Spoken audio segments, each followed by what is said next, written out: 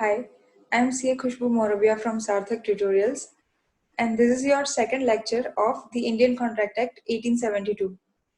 In our last lecture, we tried to understand the term contract and एक term समझवा માટે આપણે ચાર terms study કર્યા હતા. So before starting today's lecture, let's try to have a recap of our last lecture. So first term આપણે જે study કર્યું હતું એ છે proposal or offer. When one person signifies to another his willingness to do or to abstain from doing anything with a view to obtaining the assent of that other to such act or abstinence, he is said to make a proposal. Second term is promise. As per section 2 subsection B, when the person to whom the proposal is made signifies his assent thereto, the proposal is said to be accepted, and a proposal, when accepted, becomes a promise. Third, we studied the term agreement. Every promise and every set of promises forming consideration for each other is an agreement. And at last, we studied contract. Section 2, subsection H, an agreement enforceable by law is a contract. So in total, we studied this equation, which is proposal plus acceptance is agreement and agreement plus enforceability is contract. હવે આજના લેક્ચરમાં આપણે study કરશું કે કોઈ એક transaction valid contract ક્યારે બને છે, મતલબ કે કઈ કઈ કન્ડિશન એ ફૂલફિલ કરશે ત્યારે લોમાં એન્ફોર્સિબલ બનશે. So let's start. When an agreement can give rise to a legal obligation. Agreement ક્યારે legal obligation create કરશે? As we have already seen, agreement માં legal obligation add થશે ત્યારે contract માં convert થઈ જશે. તો હવે બી કઈ સિચ્યુએશન છે જેમાં legal obligation create થાય છે? આનો આન્સર ડાયરેક્ટલી કોઈ સેક્શનમાં નથી, બટ ઇનડાયરેક્ટલી સેક્શન 10 conditions બતાવશે જ્યારે legal obligation create થાય છે. Let's see. Section 10 says all agreements are contracts if they are made by free consent of the parties competent to contract for a lawful consideration and with a lawful object and are not expressly declared to be void. આને divide કરીને સમજીએ, but એના પહેલા question સમજીએ. When an agreement can give rise to legal obligation. Agreement legal obligation ને ક્યારે create કરે છે? પહેલા તો અગ્રીમેન્ટ અગર લીગલ ઓબ્લિગેશન ક્રિએટ કરી દેશે તો શું થશે? કોન્ટ્રાક્ટમાં કન્વર્ટ થઈ જશે.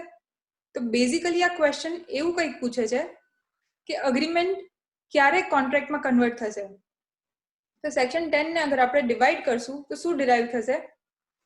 Breakup of this section will give us conditions that should be fulfilled for an agreement to give rise to legal obligation. હવે લીગલ ઓબ્લિગેશન થી એક સ્ટેપ આગળ જઈએ તો અગ્રીમેન્ટમાં અગર લીગલ ઓબ્લિગેશન આવ્યું, that will make an agreement enforceable by law, and at last those agreements will finally culminate into a contract. So legal obligation create થવાની જે conditions છે same conditions contract ની પણ છે. So can we say these are essential elements of a valid contract? And that is our next question. Essential elements of valid contract. ચલો, now section 10 ના provision ને divide કરીને try કરીએ કેટલા essential elements મળે છે. So according to section 10 of the act, all agreements are contracts. હરેક agreement contract છે, મતલબ first agreement compulsory છે. The first element agreement. All the agreements are contracts if they are made by free consent. मतलब free consent is compulsory. કોની free consent? Free consent of the parties competent to contract. જે party contract કરવા માટે capable છે એમની free consent જોઈશે. मतलब thirdly, we will need competent parties as well. Then it should be for a lawful consideration and with lawful object. So fourth and fifth we got as lawful consideration and lawful object and are not expressly declared to be void. A agreements expressly void declare ન થયેલા હોવા જોઈએ. તો આપણે આ 6 elements મળ્યા. આ છે section 10 ના elements. Now except these 6 elements, there are some other elements as well which are not described in section 10 but which are equally essential. Now other essential elements of a valid contract are two parties, intention to create legal relationship, fulfillment of legal formalities, certainty of meaning, and possibility of performance. Now let's try to understand all of the elements one by one. Let's start with agreement. હવે કોન્ટ્રાક્ટની definition જ જોઈ લો. શું છે? Agreement plus legal enforceability is equal to contract. મતલબ contract બનાવવા માટે agreement તો કમ્પલસરી છે, તો ફર્સ્ટ એલિમેન્ટ અગ્રીમેન્ટ હોવું જરૂરી છે. In order to constitute a contract, there must be an agreement in first place. There must be a lawful offer, a lawful acceptance of offer, thus resulting in agreement. मतलब agreement નું પણ breakup કર્યું, offer plus acceptance બંને હશે ત્યારે agreement બનશે, and A agreement જ્યારે legally enforceable થશે ત્યારે બનશે contract. Now second, free consent. First of all, let's try to understand the word consent. Consent કોને કહે છે? Two or more persons are said to have consent when they agree upon the same thing in the same sense. હવે same thing in the same sense मतलब એક example આપું. અગર મારા પાસે બે કાર છે, બંનેમાંથી હું ફર્સ્ટ કાર તમને સેલ કરવા માટે ઓફર કરું છું અને તમે સમજો છો કે હું સેકન્ડ કાર સેલ કરવા માટે કરું છું. તો મેં ફર્સ્ટ કારની ઓફર કરી અને તમે સેકન્ડ કારનું ઓફર સમજીને એને એક્સેપ્ટ કર્યું. તો બંનેના માઇન્ડમાં ડિફરન્ટ ઓબ્જેક્ટ છે. તો જ્યારે ઓબ્જેક્ટ જ અલગ છે તો તમે કન્સેન્ટ આપી પણ સેકન્ડ કાર માટે હશે, ફર્સ્ટ કાર માટે તો નહીં હોય. તો આ કોન્ટ્રાક્ટ એક્ઝિક્યુટ નહીં થઈ શકે બીકોઝ કન્સેન્ટનો એલિમેન્ટ જ મિસિંગ છે. મેં જે વસ્તુ માટે તમને ઓફર કરી, તમે એ વસ્તુ માટે મને કન્સેન્ટ આપી જ નથી. So it is important to agree upon the same thing in the same sense, and this can also be described as consensus ad idem. આ એક લેટિન ટર્મ આ ફ્રેઝ માટે યુઝ કરવામાં આવ્યું છે જેનું મીનિંગ થાય છે to agree upon the same thing in the same sense. Now besides to make a contract valid, not only consent is necessary but consent must also be free. So ખાલી consent હોવું enough નથી, free consent is the requirement. So according to section 14, consent is said to be free when it is not caused by coercion, undue influence, fraud, misrepresentation or mistake. मतलब કોઈને ડરાવી ધમકાવીને કે ખોટું statement આપીને or by mistake તમે કોઈની consent લીધી છે તો એને free consent નહીં કહેવાય. Example, A threatened to shoot B if he doesn't lend him 2000 rupees. A B ने धमकी આપી કે અગર એને 2000 rupees lend નહીં કરે તો એને shoot કર નાખશે. Here consent is available, but is it a free consent? No. Here the consent is taken by coercion, thus it is not a valid contract. Now let's move ahead to the third element, and that is capacity of parties. Parties capable ક્યારે કહેવાય કોન્ટ્રાક્ટમાં enter થવા માટે? Let's understand. Capacity to contract means legal ability of a person to enter into a contract. Legal ability क्या define કરી છે? Section 11 માં. According to section 11 of the act, every person is competent to contract. હરેક person section 11 માં જે define કર્યું છે એ competent to contract છે. Okay. કયા person define કર્યા છે? First is of age of majority according to the law to which he is subject. Firstly, that person should be major. Major कौन છે? Person above the age of 18 years is major. Okay. So person below 18 years of age are considered as minor. So minor ineligible થઈ જશે contract કરવા માટે. Okay. Thus a minor is incompetent to contract.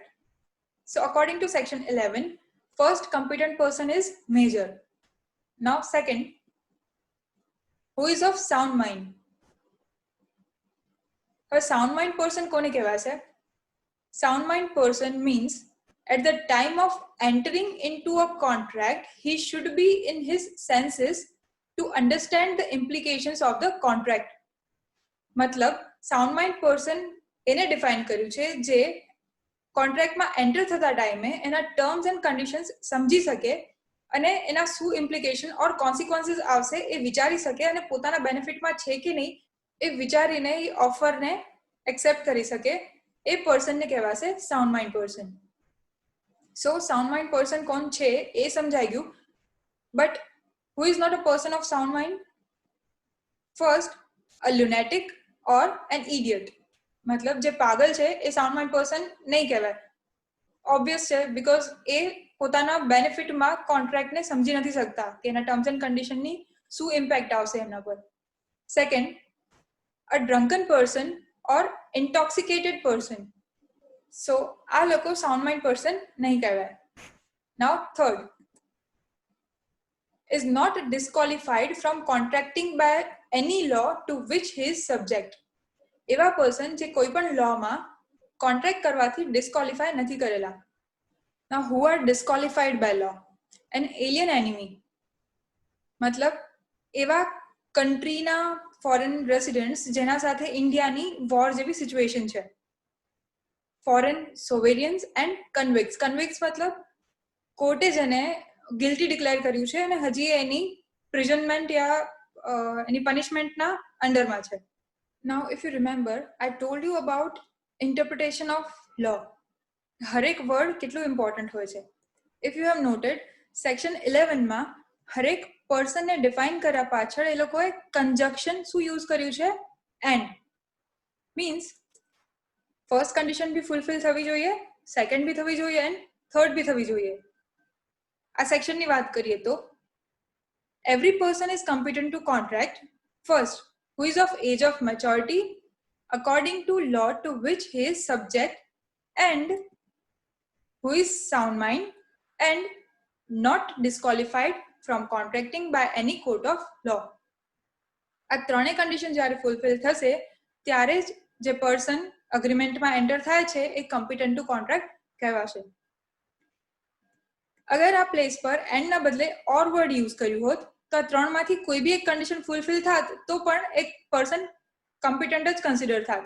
But here they have used the conjunction and, so the person should be mature as well as sound mind and not disqualified also.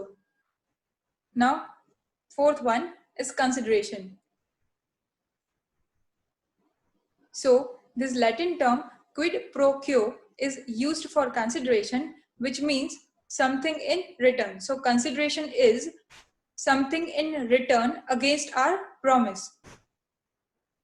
An agreement without consideration is bare promise. અગર રિટર્નમાં તમને કાંઈ મળવાનું જ નથી, તમે just offer કરો છો, સામેવાળો પર્સન એને એક્સેપ્ટ કરે છે, તો ખાલી તમારા સાઈડથી જ ઓબ્લિગેશન થયું.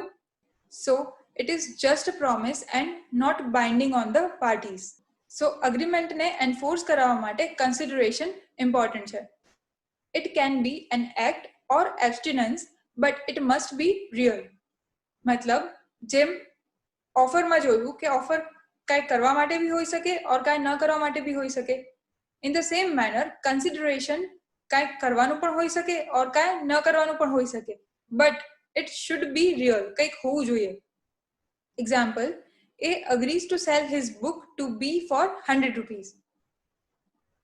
આ ટ્રાન્ઝેક્શનને અગેન બે પાર્ટમાં ડિવાઈડ કરીએ તો A એની બુક સેલ કરે છે B ને એન્ડ B રિટર્નમાં એને 100 રૂપીઝ આપશે. તો A પ્રોમિસ કર્યું બુક આપવાનું અને B એ પ્રોમિસ કર્યું 100 રૂપીઝ આપવાનું.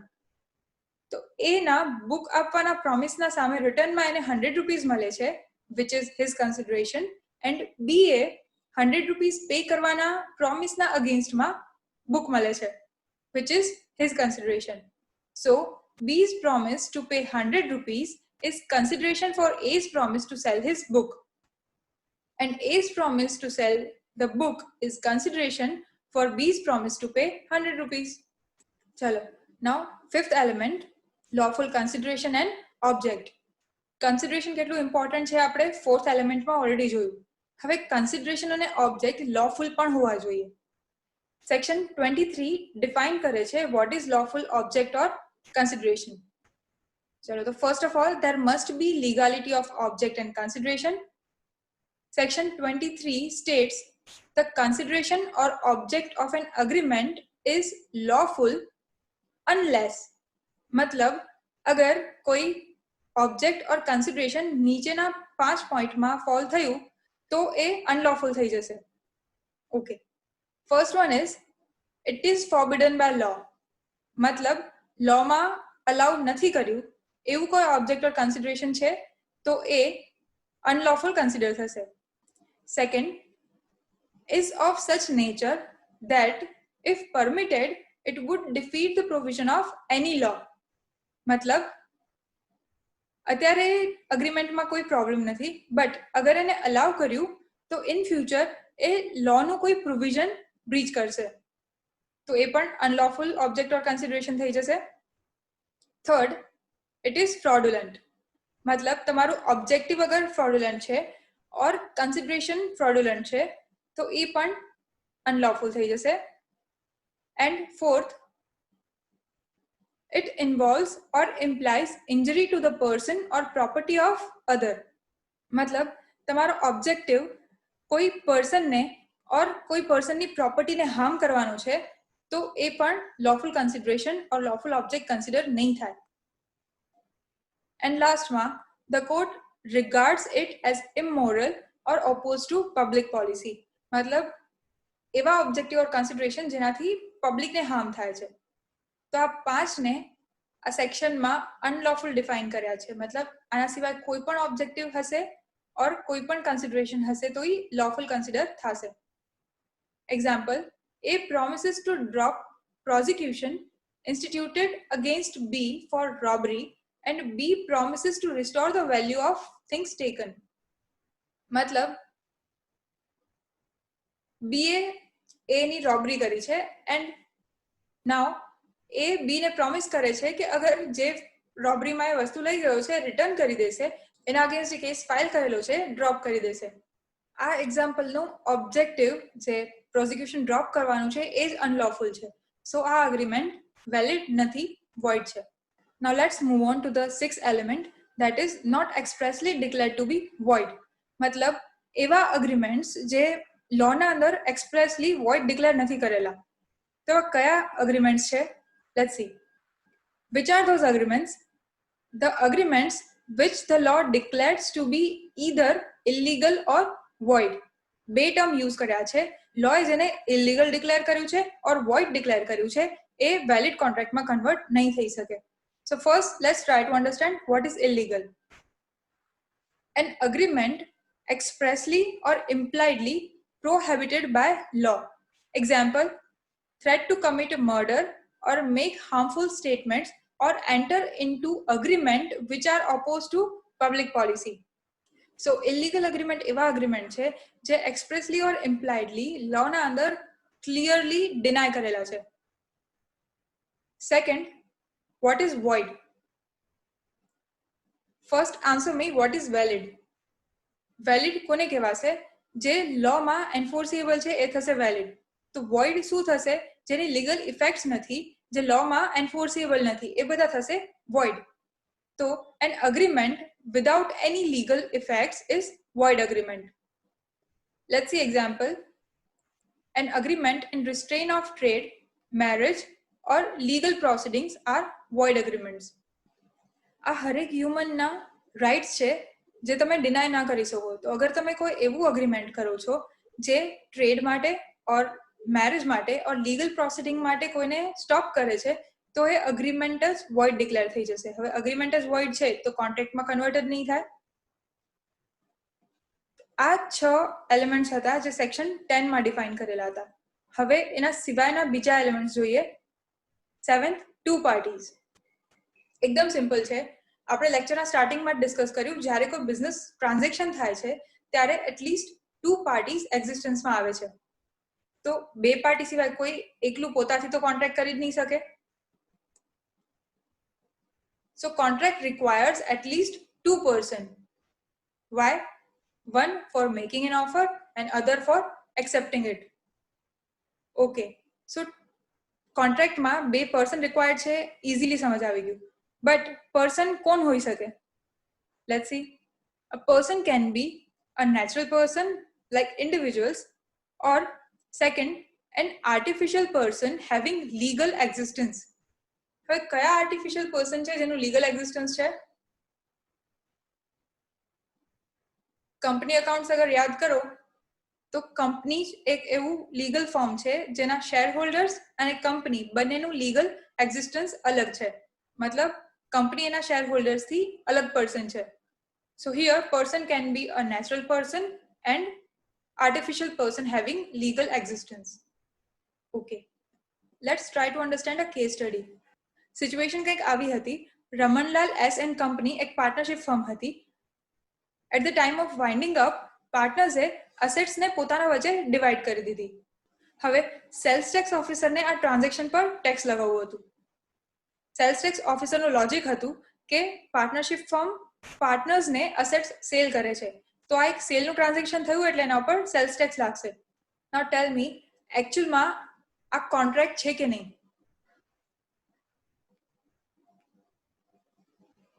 As we just studied, contract માટે બે પાર્ટીઝ હોવી કમ્પલસરી છે અને પાર્ટીઝના પર્સન ઈધર નેચરલ પર્સન હશે or artificial person with legal existence હશે. આ કેસમાં પાર્ટનરશિપ ફર્મ અને પાર્ટનર્સ વચ્ચે અસેટ ડિસ્ટ્રીબ્યુશન થાય છે. અગર તમને પાર્ટનરશિપ અકાઉન્ટ્સ યાદ હોય તો partners and partnership firm both are one and the same. એ બંનેનું એક્ઝિસ્ટન્સ અલગ નથી. કોઈ એક પાર્ટનર અગર રિઝાઇન કરે છે તો આખી પાર્ટનરશિપ ફર્મ ડિઝોલ્વ થશે. સો આ ટ્રાન્ઝેક્શન બે પર્સન વચ્ચે થયો જ નહીં. આ ટ્રાન્ઝેક્શન મિયરલી અસેટ ડિસ્ટ્રીબ્યુશન છે અને પાર્ટનરશિપ ફર્મ અને પાર્ટનર્સ બંને એક જ છે.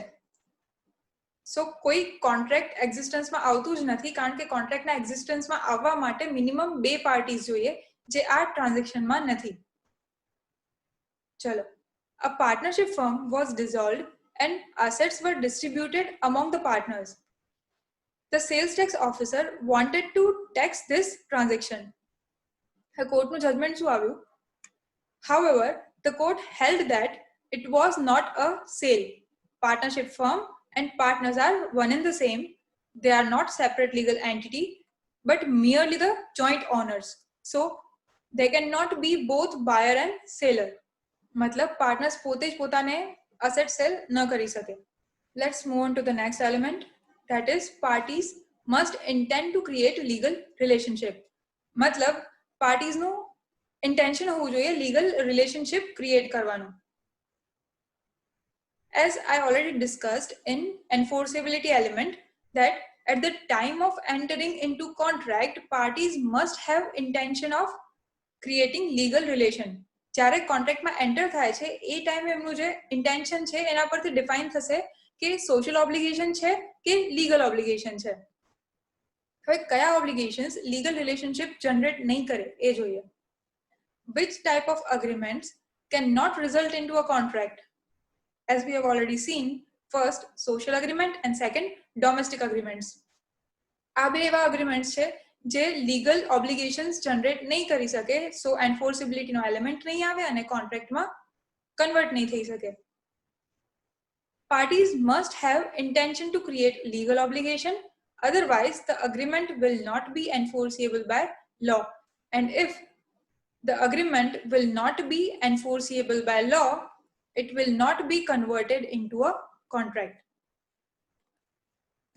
Let's understand one more case study. It is between Balfour versus Balfour. આ કેસમાં હસબન્ડ અબ્રોડ છે એન્ડ વાઇફને as a maintenance per month 30 pounds pay કરવાનું અગ્રીમેન્ટ કર્યું છે. હવે એ પે નથી કરી શકતો, so can his wife file a case on him? First tell me, આ અગ્રીમેન્ટ લીગલ રિલેશનશિપ જનરેટ કરે છે કે નહીં? As we just studied, at the time of creation of contract, there must be intention to create legal relationship. તો જ્યારે હસબન્ડે વાઇફને agreement કર્યું 30 pounds pay કરવાનું, એ ટાઈમે કોઈ લીગલ એન્ફોર્સેબિલિટીનું intention હશે? No. This is a social agreement. So this can never be converted into contract. Let's see the case study. A husband was abroad and agreed to pay his wife 30 pounds every month as a maintenance. Now he failed to pay the amount and wife sued him for the recovery. This was a social agreement, and while making it, husband wife didn't intend to create any legal relations. Hence, in this case, wife could not recover the promised amount. Let's move on to the next element, that is fulfillment of legal formalities. આ element કંઈક એવું explain કરે છે કે અગર કોઈ બીજા કોન્ટ્રાક્ટના અંદર પણ કોઈ રિક્વાયરમેન્ટ્સ છે તો એ રિક્વાયરમેન્ટ્સ પણ ફોલો કરવી પડશે ત્યારે જ કોન્ટ્રાક્ટ એક્ઝિક્યુટ થઈ શકશે. હવે આવું ક્યારે થઈ શકે એ જોઈએ.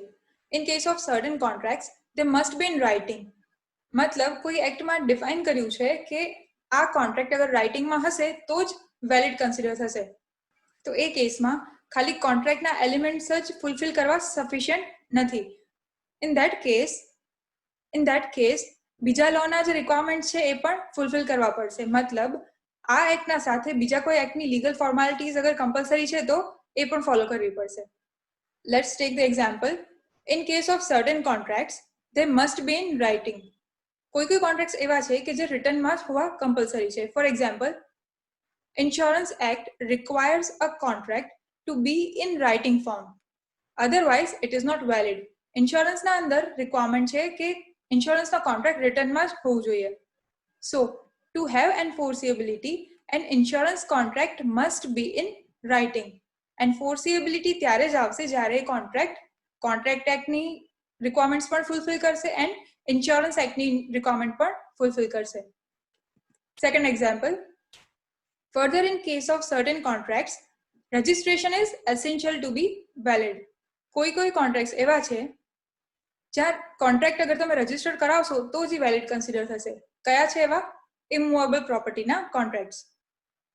Example, in case of immovable property, contract is not enforceable if it is not registered. અગર contract તમે register કરાવતા જ નથી ત્યાં સુધી એ contract valid consider જ નહીં થાય. મતલબ અગર તમે કોઈ પ્રોપર્ટી પરચેઝ ઓર સેલનો કોન્ટ્રાક્ટ કરો છો તો એ કોન્ટ્રાક્ટના ડોક્યુમેન્ટને તમારે રજીસ્ટર કરાવવું પડશે પછી જ એ વેલિડ કન્સિડર થશે. અગર તમે રજીસ્ટર નથી કરાવતા તો કેટલી બી વખત એની સેલ થયું હશે કોન્ટ્રાક્ટ વેલિડ કન્સિડર નહીં થાય. Now the next one is certainty of meaning. Mercantile લોમાં જ્યારે પાર્ટીઝને રાઇટ આપ્યો છે કે એના ટર્મ્સ એન્ડ કન્ડિશન પોતે ડિફાઇન કરી શકે ત્યારે એ terms and condition at least clear હોવા જોઈએ કે જ્યારે બંને પાર્ટી એ અગ્રીમેન્ટ પર અગ્રી કરે ત્યારે બંનેના માઇન્ડમાં સેમ સીન હોવું જોઈએ. જેમ ફ્રી કન્સેન્ટના એલિમેન્ટ ટાઈમે આપણે ડિસ્કસ કર્યું એક term consensus ad idem, that is to agree upon the same thing in the same sense. તો જ્યારે અગ્રીમેન્ટના ટર્મ્સ ક્લિયર હશે ત્યારે જ બંને પર્સન એ સેમ ટર્મ્સ પર અગ્રી કરી શકશે. અગર અગ્રીમેન્ટના ટર્મ્સ જ એવા છે કોઈ ડિફાઇનાઇટ મિનિંગ જ નથી નીકળતો તો એ એક્ઝિક્યુટ કેવી રીતે થશે? So agreement must be certain, it should not be vague or ઇનડિફાઇનાઇટ. મતલબ કન્ફ્યુઝિંગ અગ્રીમેન્ટ ન હોવું જોઈએ. જે ટર્મ્સ તમે ડ્રાફ્ટ કર્યા છે એનું ક્લિયર કટ મિનિંગ નીકળતું હોવું જોઈએ જે બંને પાર્ટી ઇઝીલી સમજી શકે. For example, A agrees to sell B 100 tons of oil. A just આટલું જ અગ્રીમેન્ટમાં ડ્રાફ્ટ કર્યું. 100 ટન ઓફ ઓઇલ સેલ કરવાનું છે બટ કયો ટાઈપનું ઓઇલ એ ડિફાઇન નહોતું કર્યું. So nothing is specified about what type of oil he wants. So this agreement doesn't have any certain meaning and it cannot be converted into contract. Now the last element, possibility of performance of an agreement. Possibility of performance means what? It means અગ્રીમેન્ટના term એવા હોવા જોઈએ કે જે perform કરવું પણ possible છે. મતલબ ઇમ્પોસિબલ એક્ટ માટે અગર તમે અગ્રીમેન્ટ કરી નાખ્યું તો એ અગ્રીમેન્ટ ક્યારે પણ કોન્ટ્રાક્ટમાં કન્વર્ટ જ નહીં થઈ શકે બીકોઝ એ એક્ટ જ ઇમ્પોસિબલ છે. સો the terms of agreement should be capable of performance. Agreement to do an impossible act cannot be enforced. કોઈ impossible act કરવા માટે અગર તમે agreement કરો છો તો એ enforce જ નહીં થઈ શકે. Let's take an example. A agrees with B to discover the treasure by magic. A B સાથે agree કર્યું, through magic a treasure discover કરશે. This is an impossible act and it cannot be enforced by any court of law.